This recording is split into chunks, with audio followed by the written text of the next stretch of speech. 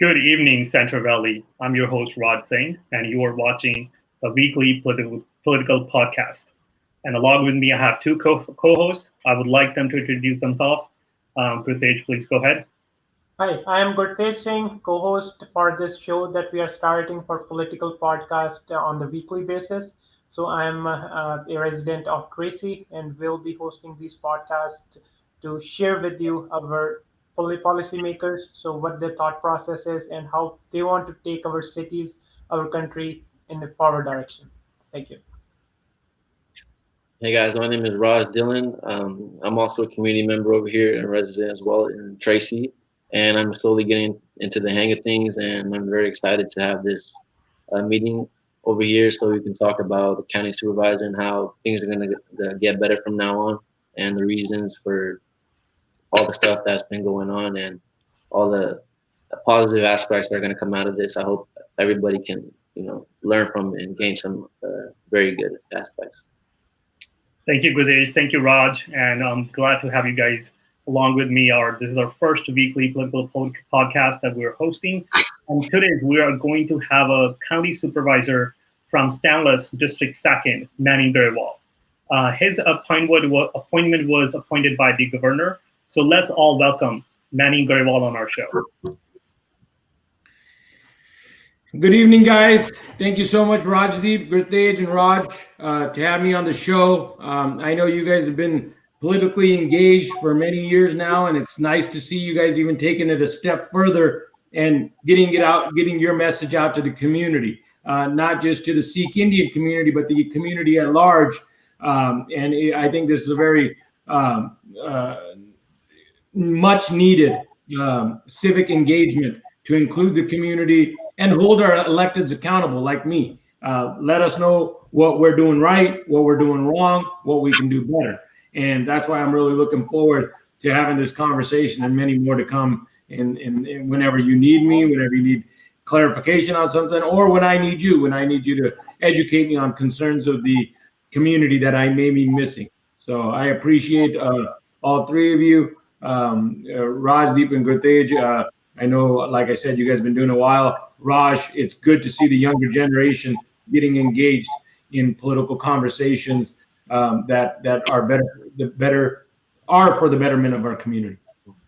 Well, thank you so much, Manny Grewal. I should call you a Supervisor Grewal. So first of all, congratulations. I'm good, Manny. The references of our titles are only as good as how much of a service we provide to our community. So I'd always like to be known as Manny, and the position that I'm in. Hopefully, that just gives me that really humbling aspect of that. I'm at the end of the day a public servant. So we're glad you're holding thoughts like that. So that's wonderful to be as a politician. And first, I would like to congratulations because it's one of the biggest things being a Sikh American. You're the first appointed elected official in the Stanislaus County that's going to be sitting on the District 2nd as a Board of Supervisor. That being said, as all of us, we share our backgrounds from India, and there's a huge tension going between the farmers, India, and the Indian government. And I know for a fact that all of us here on Saturday and Sunday, we were standing in the solidarity for the farmers together. And I would like you to address on that, how you are helping and how you're being involved in that. Well, we all know that this is a struggle that the farmers in India are facing. Some of the bills that the government has proposed obviously affect our way of life, affect their livelihood. And that's a concern. And then the bigger concern is not even to be able to have a fruitful conversation with the policymakers. And I think that's what's agitated a lot of people, because when you put any law in place or any new assessment of a law, it needs to be ran through your constituencies. And the people in Punjab feel that wasn't done. So now it's become not only a national, but a worldwide issue, because any democracy owes it to their citizens to listen to their concerns and then make those decisions and hopefully find a nice compromise, find a nice middle ground to who those laws are directly affecting. And we've seen in the last 2 weeks that this has taken on a life of its own, and deservedly so, because the conversation needs to be had.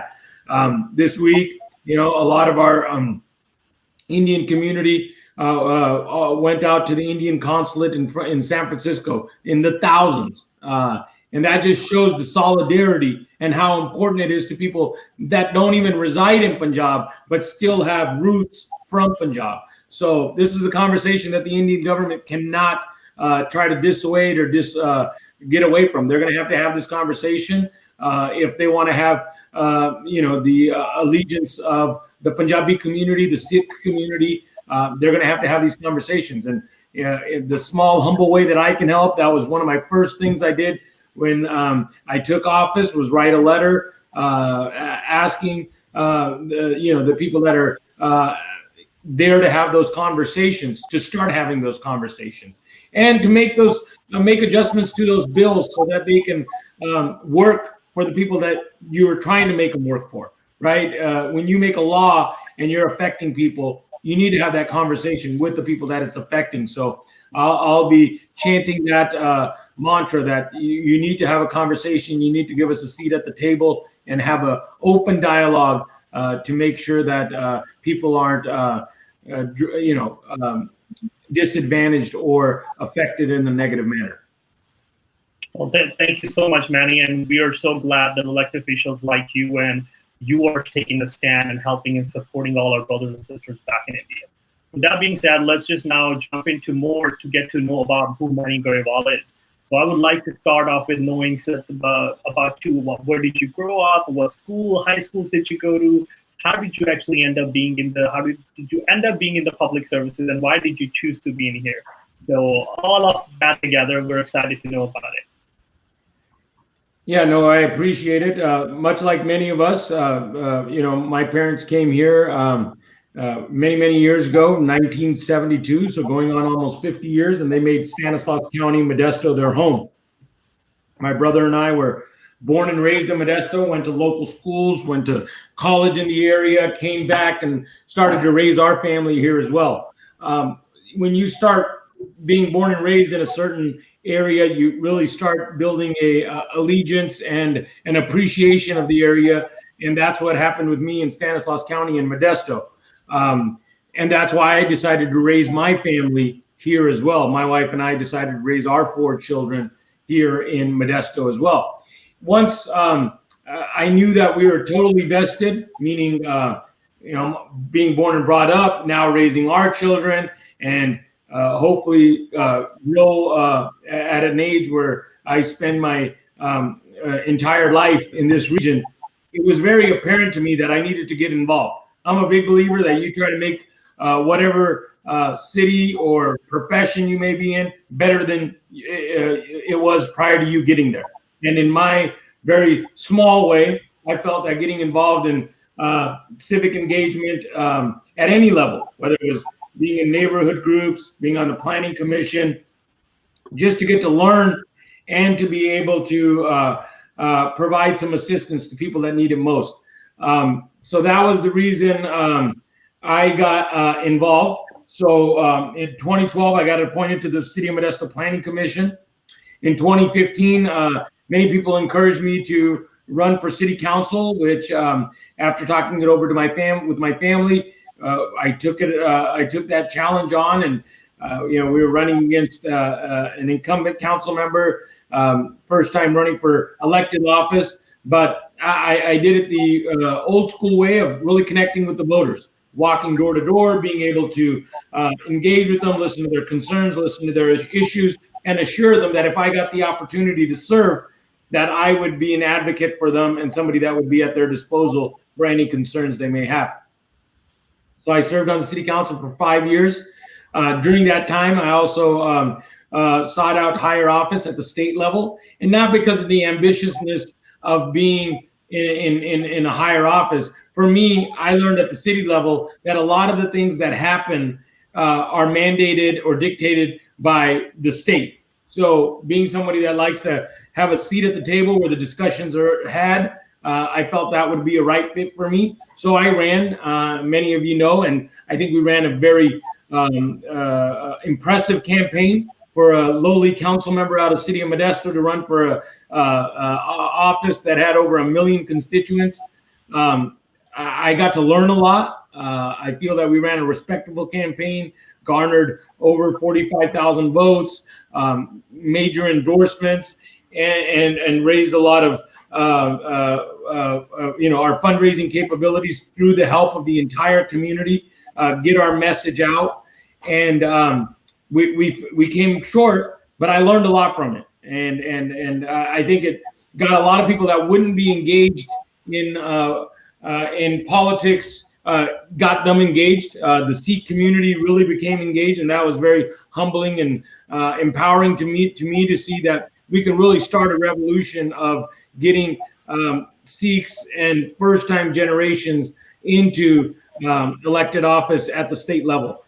Like I said, unfortunately, that didn't work out. So I was just looking at ways of how I can continue to be engaged in the community, regardless of whether it was through elected office or just being a good community member, serving on different boards. So I serve on the board at the university, CSU Stanislaus, serve on the board for Sutter Memorial Hospital here in Modesto. So got involved in a lot of boards that I've been on for many, many years.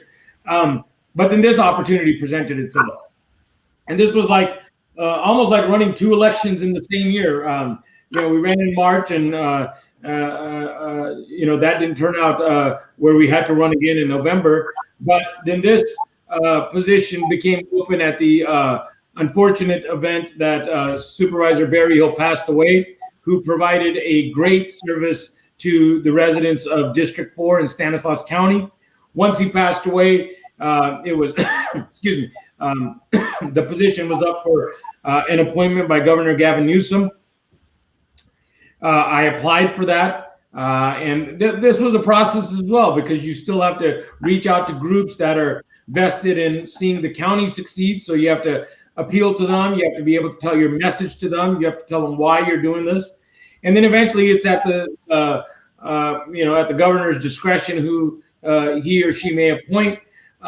We made our case. We got many, many letters of support. We got many different groups vying for us. And then on November 20th, Governor Newsom called and said that his decision was made, and he would like me to serve out the remaining term for Supervisor Berryhill until January 1st of 2023. So it's a great honor to be appointed. And I look forward in the next 2 years to build those relationships with the community and the constituents of District 4 in Stanislaus County and the overall county, and then be able to really serve them well.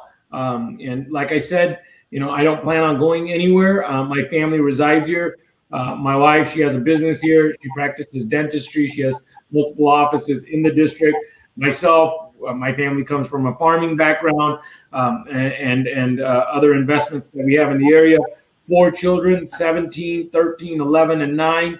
So I look forward to seeing them grow as they age here in Stanislaus County. So for me, this is a real honor. I don't take it lightly. I take it with a lot of responsibility. And it's 2 tiers. Responsibility is 2 tier. Obviously, serving the overall community and the entire community, but also the Sikh community, being one of the few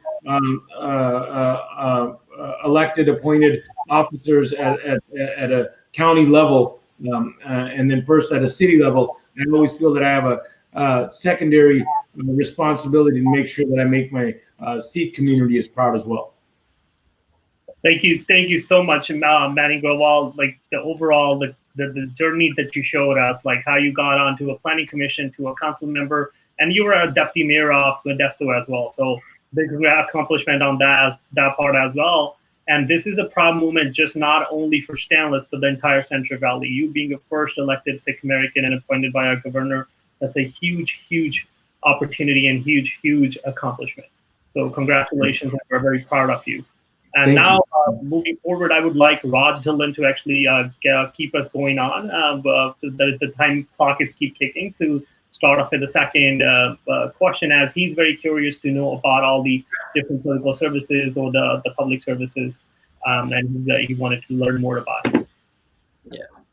So I know previously we talked about the farmers in India and how the policy making and when the people that are in charge, when they make policies and they don't talk about, okay, these people we're changing their lives and we don't discuss it with them, we don't talk to them about it, and those things really affect it. So with you being in position on or everybody around how policy making, reasoning about it, how do you like go on towards that? What are like step by steps? What are the main goals, the main like things where you can figure out like, where are we going wrong, where can we go right, how do we get everybody equally connected to where we can make the right policies, and kind of share a little bit about that, and how do you plan out to make that work? Yeah, that's a great question, Raj. Being in any policy making body, you want to make sure that you hear all sides of an issue, right? You want to make sure there's obviously there's going to be proponents, there's going to be opponents, there's going to be people that are just bystanders, and they're neutral on what the decision is. But the voice of the proponents and sometimes the opponents is even louder. So that's where you have to make sure that you engage everyone and ask them what their concerns are, and then try to find common ground. And I'm always a big believer in you do the people's business in front of the people. So when they show up in front of a policy-making board, they're having these conversations with you, and that's for you to make sure that you've already gathered enough information, that you're educated on the subject matter, and then when you make the decision, you're able to justify it to both sides, whether you voted in favor of the proponents or voted in the side of what the opponents were proposing or what they were not wanting to happen. That's always been important to me.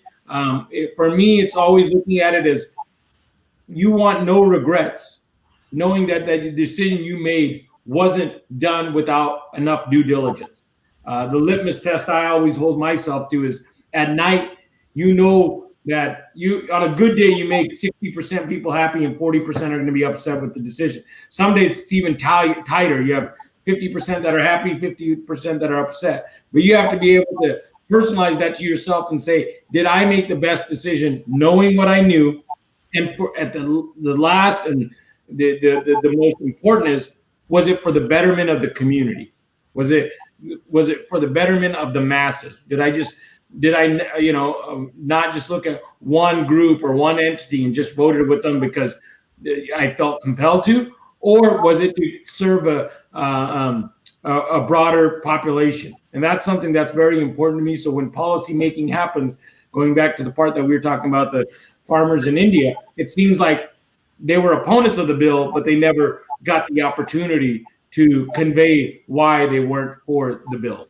So that's very important to me. And I think anybody that's in any office, whether that's the city, at the county, at the state, even at federal, any political office, that's a duty that we have, is to make sure that we are available to listen to the concerns or why somebody would like something to happen a certain way.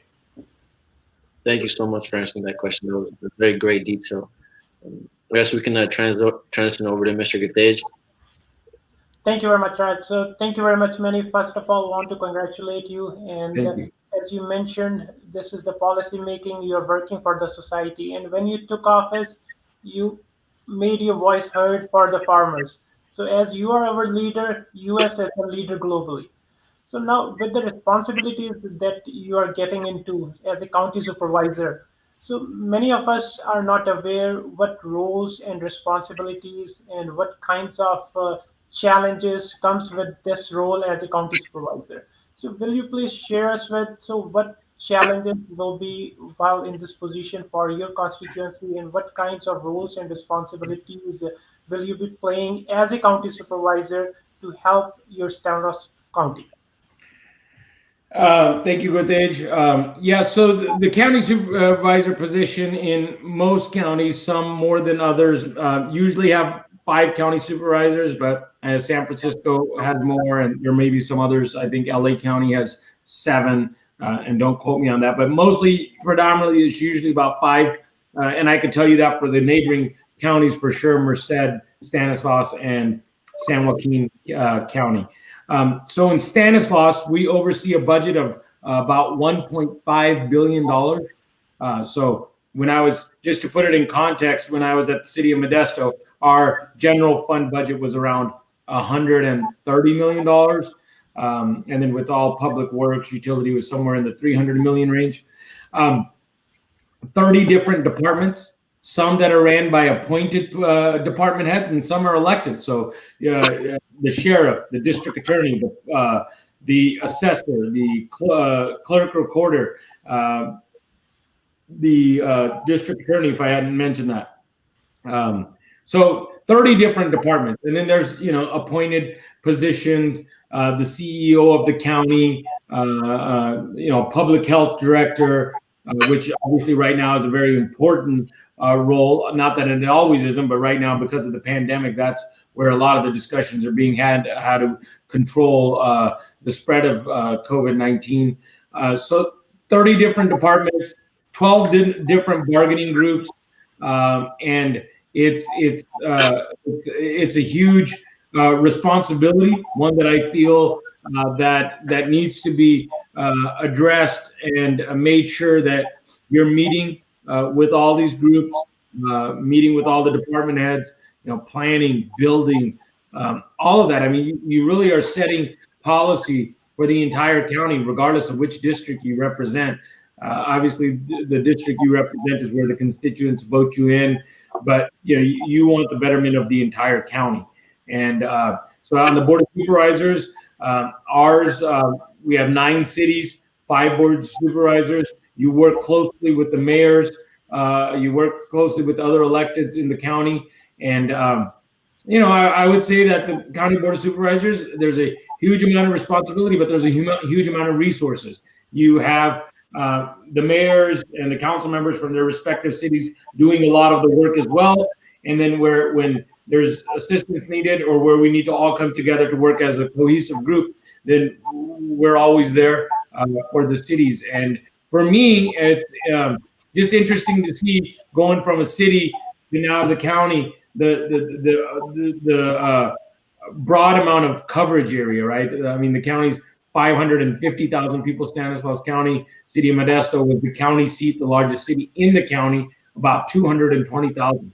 So going from being a council member to being on the board of supervisors, population-wise, it doubled, but the budget went up tenfold. And then working with the sheriff and the district attorney, you get to see a lot of the stuff that's happening in law enforcement, a lot of those policies and procedures. They're not direct reports with you because they're elected as well, but you do work with them hand in hand on putting together their budget and overcoming concerns that they have to make sure that they're running efficient departments. Thank you very much, much appreciated. But yeah, with your experience as you were the council member of one of the biggest cities that we have in Central Valley, so Stanislaus County, so that will be another opportunity for you to show your same kind of leadership for the whole county, for all the 9 cities. So now I'll transition it back to Rajdeep.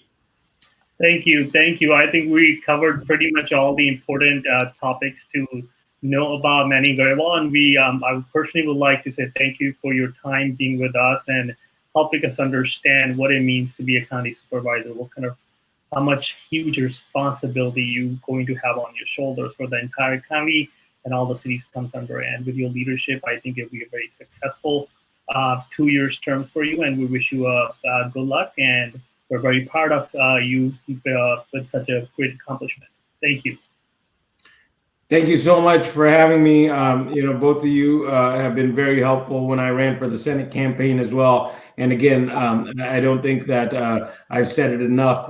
What you're doing to really get the community involved, people like Raj, the young generation that really needs to get involved. I always say that the first generation came here to kind of get us grounded, give us an opportunity to get a good education, give us an opportunity to prosper further than they were able to financially. But now the second generation's kind of carried that forward. We've kind of now become business owners. We've become the ones that are doing good philanthropic work in the communities that we reside in, and then also getting in elected, appointed positions. But I really hold the third generation with Raj and my children to really take it to the next level. I think that day is not far from us when we see the first Sikh congressman But that's only going to happen with engagement and having these conversations and really giving them the confidence and the encouragement that, yeah, it's great being in the medical profession, engineering, and other things, but being in political in the political spectrum of things is very important as well. It doesn't make as much money as a doctor does, but I think it could be just as gratifying to serve the community that you reside in. So although all those positions are very noble and needed, I think this is also one that sometimes, especially Punjabi parents, they would say, hey, first do this. But I as one that's have 4 children myself, I want to encourage them to get involved politically, and not just for the ambition of being a politician, but being there to serve the community that you were residing in or born and brought up in. And I've been very blessed, and I'm grateful that I'm getting that opportunity. It's the most, overwhelming at times, but the most appreciative and encouraging for me as a resident of Stanislaus County.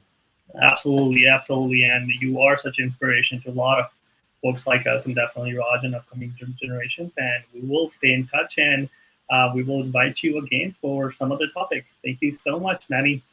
All right. Thank you so much. I appreciate it. Have a great evening and keep doing the good work. Thank you. Thank you. Thank you.